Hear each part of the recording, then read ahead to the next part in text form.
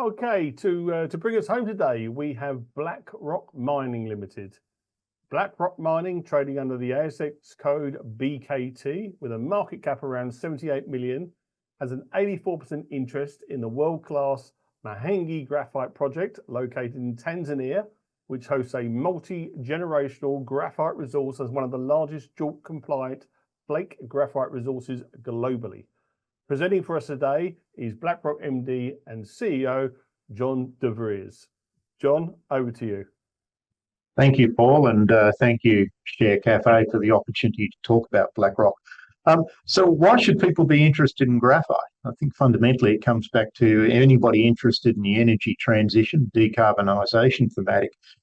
We need lithium-ion batteries to make that work. And while there's been an awful lot of attention paid to lithium and cathode chemistry, anode needs graphite. And anode at the moment really is a China story. And what we're able to do here is provide supply chain diversity, which is increasingly important. So we go to our next slide, please. And next one. So a little bit about Mahenge and why we're pursuing the project. Firstly, we are transitioning now from what I'd call a study stage towards final investment decision. We hope to be able to make a final investment decision towards the middle of this year. A couple of things we need to do ahead of that is complete documentation of our banking. We're waiting on POSCO to complete their share positioning, and also we'll come in and just tidy up one or two commercials. The project itself is large, right? This is number 2 in terms of reserves under the JORC code globally. It's number 4 in terms of resources.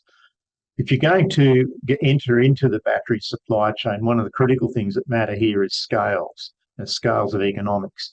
So you can only achieve economics, scale economics, by pursuing with a large project, and this is very large.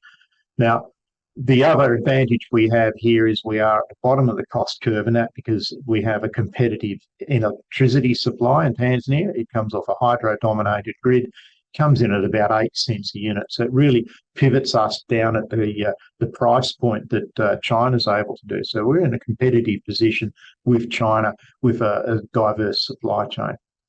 So why should people be looking at BKT? And it really comes back to two key points of validation. Validation point number 1 is POSCO from Korea. POSCO is the largest anode producer outside of China. POSCO is our second biggest shareholder and is currently working through a process where they intend to invest another $40 million US into the company. That'll put POSCO's total investment into the company of something like $57.5 million. That is an awful lot of validation. We will be the only company that POSCO has invested in and a key supplier to an expansion that POSCO is building on to develop an anode in Korea, and that anode will then go on into the US auto industry. So we've got a validation point here that says the product really works and really is in demand. The second validation point comes back to our banking approvals, which we recently announced last month. And we now have effectively a syndicate of banks providing $153 million of capital into the project. We have Development Bank of Southern Africa and the Industrial Development Corporation of South Africa combining for $113 million of term debt. And then within Tanzania, we've got a syndicate headed by a local bank called CRDB coming in to provide $20 million of working capital and a $20 million cost overrun facility. That's important because if anybody's been through a banking process, indeed, if you get a home loan, you got some idea of the intensity of the investigation banks do. If you're building a graphite project in Africa, you can get an idea just how intense the process has been. Critically, while we may be at the bottom of the cycle at the moment in terms of pricing in the lithium-ion supply chain, the banks are standing there because the project is fundable at the bottom of the cycle. So this is a project that keeps going through the cycle, and it's absolutely critical for the battery supply chain. In terms of our footprint in Tanzania, we have all of our government agreements in place. We have our environmental permits, we have our development permits, and fundamentally we're shovel ready prior to making a final investment decision. Obviously, put it together on our protocol prices, this project's worth about $2 billion. So, there's plenty of upside, a 20-to-1 upside from where we are today, assuming we can put the funding together and execute. Move on to the next one, please. So what the execution strategy here is really keep it simple. And when we say keep it simple, we build a single module that produces about 90,000 tonnes of concentrate. That costs $225 million of capital. We have financing costs overlaying on that. We hope to be able to quantify those finance costs once we complete the banking documentation. But 225, our protocol basket is $1,700 a tonne.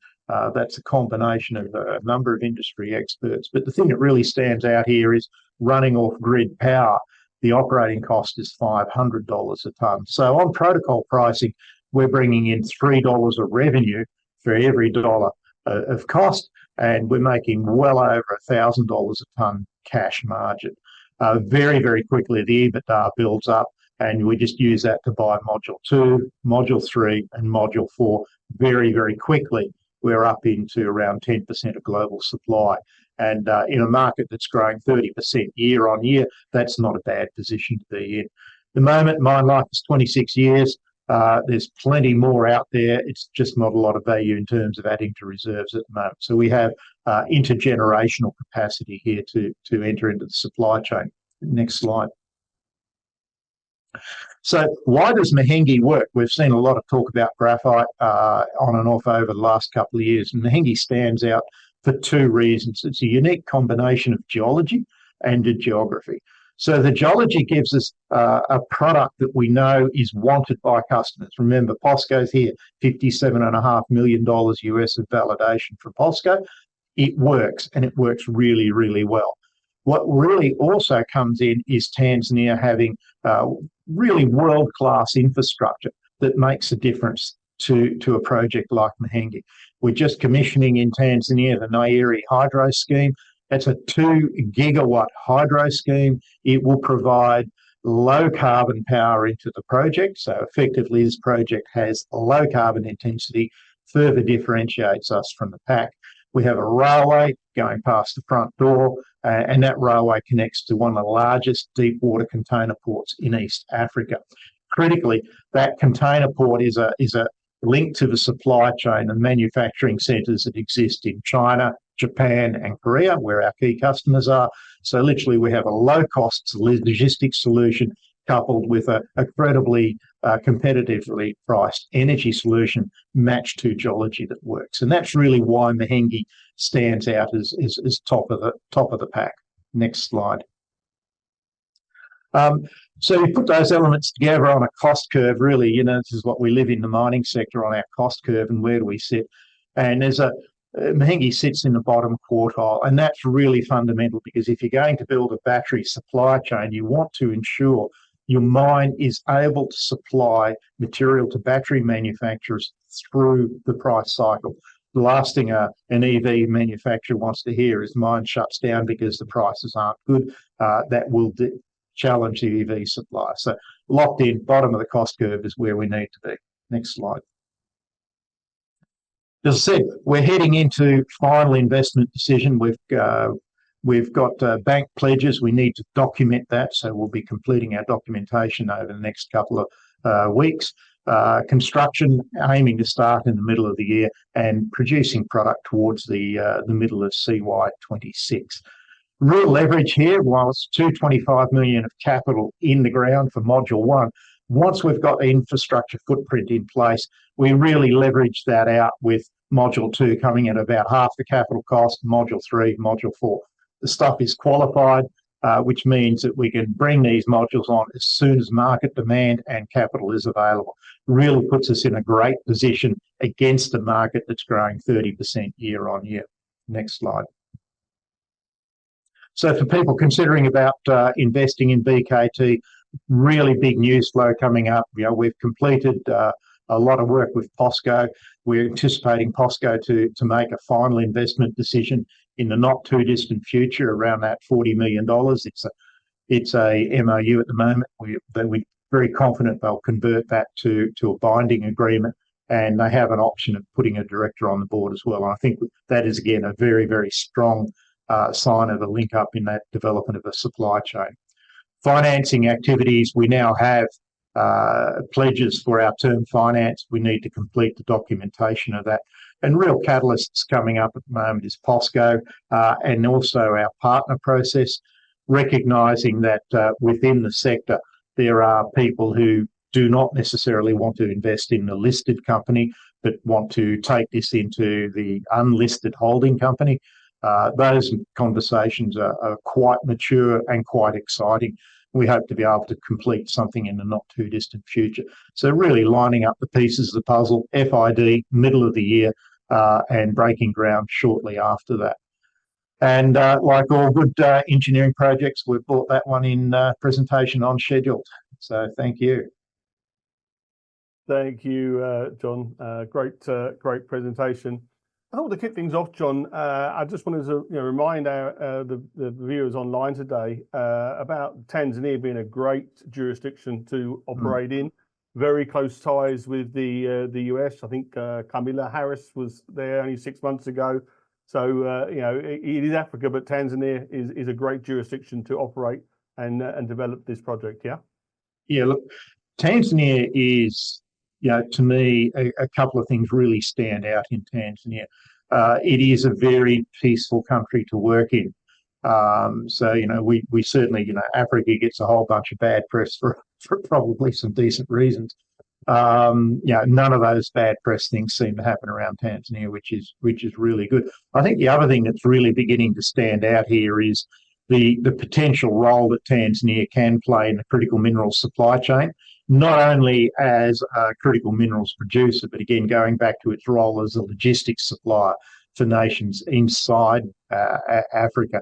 So increasingly, this is, geopolitics 101 is being played out here. It's an interesting space to be in.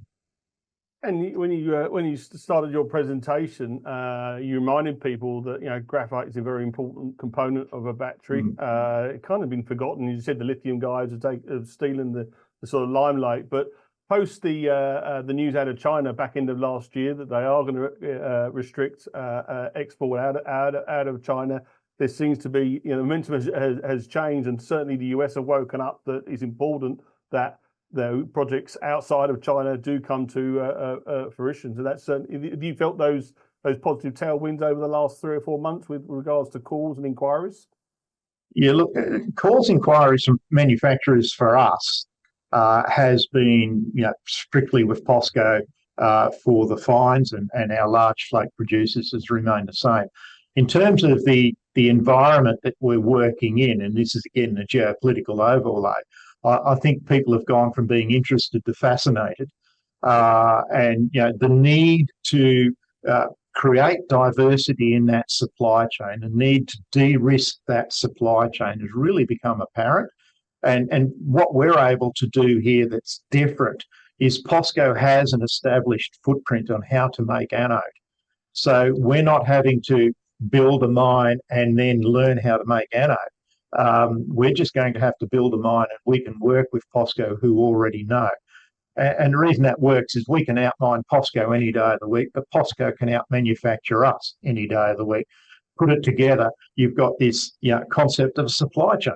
And that's really simplifying the business back to where we should be. Yeah, absolutely. Partners in crime, for sure. How does the Mahenge Graphite project compare to other graphite projects in Africa and globally? Look, again, Mahenge stands out two differentiating factors here. It's the geology that delivers the product that people want. We're sitting at around about 90% of our product under some form of agreement. So that's very, very mature for this space. I think the other dot point you've got on that is the fact that we don't have to go down the anode development route because we've got demonstrated demand from POSCO. So I think we can tick the box that geologically the product is unique, and meets customers' needs.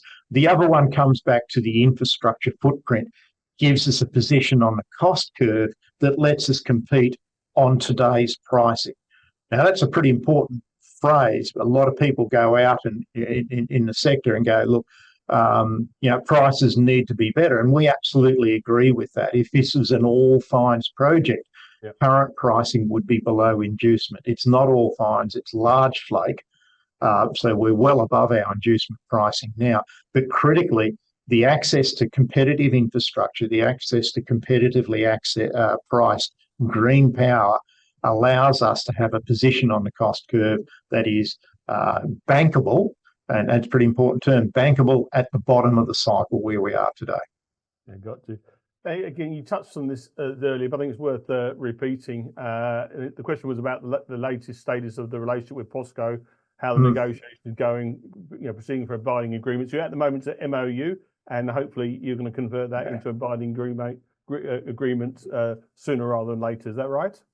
Yeah, look, I've worked for companies now. I've worked for BHP, and I get an idea how these large companies work. There is an awful lot of machinery that moves around in these large organisations. We meet POSCO weekly, and we probably talk to them 3 or 4 times, 5 times a week in between our formal weekly meetings. So increasingly, both organisations are in lockstep, and I think this gets back to what's happened in November. What the November change in China underlined was the absolute strategic imperative to get these supply chains built out. Now, the fact is, POSCO's got components they're bringing in that's already built. They've got an anode plant, they've put the intermediate plant in place. We're bringing on a world-class scalable project that would certainly scale up.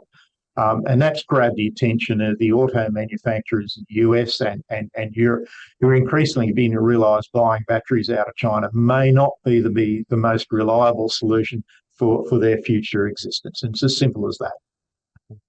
The question, I wanted to ask this question, someone has already put it in there. And this gentleman's been following other graphite companies, and he's heard a lot about the advantages of synthetic graphite over natural graphite. Where do you stand on the whole debate? Look, you actually need both in a battery, right? Synthetic has a role in a battery, and natural has a role in a battery. So this really comes back to your synthetic to natural ratio, and you can add silicon in that as well. So in effect, you design your mix to what you want the battery to be doing. The comment I would make on synthetic is that it is congealed electricity. To make this stuff, it is you produce a mix of petroleum, coke, and coal tar. Now you think about green iron and transition to EVs, pet coke and coal tar start getting a little bit hard to find. You then cook it at 3,000 degrees C in a carbon dioxide atmosphere for a couple of weeks. And that's a really good idea for using coal-fired power. So I kind of see that synthetic is going to have some price challenges going forward. It's going to have some availability challenges going forward. And particularly as we start to put in place a carbon mechanism at borders, people will start to look a lot harder at synthetic. Flip side, at the moment, what China has done over the last 2 or 3 years, they've done a massive build out of synthetic. That has been the key attribute holding down the fines pricing. Most of those synthetic producers are losing cash.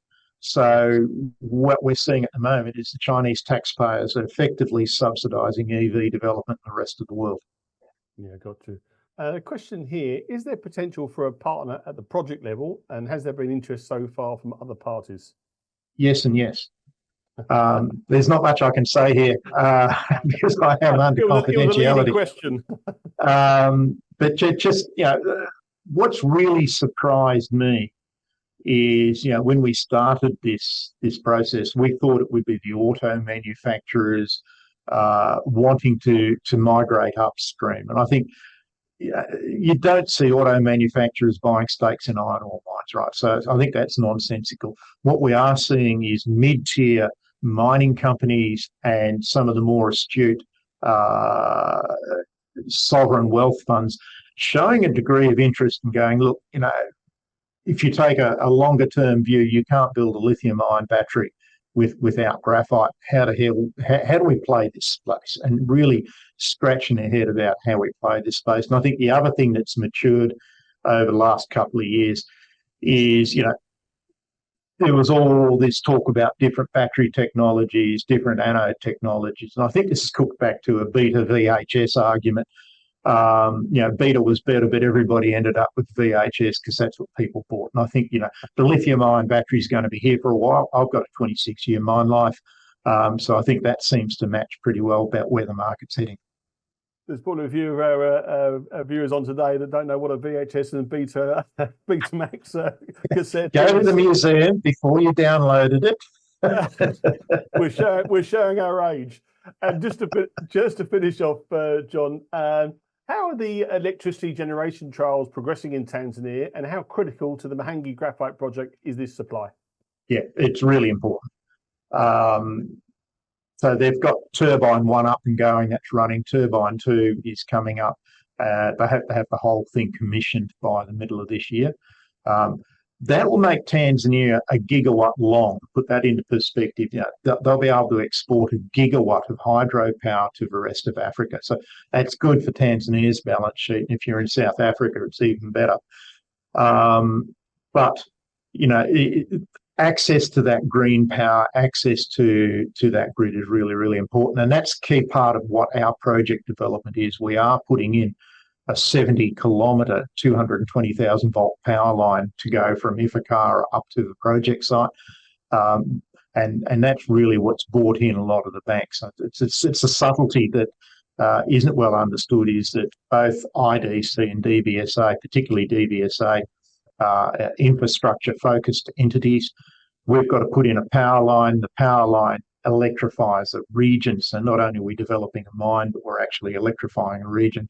And that really begins to be quite attractive to the development finance institutions and the people we're working with. John, many thanks for your time today. It's been an absolute pleasure having you on, and we'll keep a very close eye on your project going forward.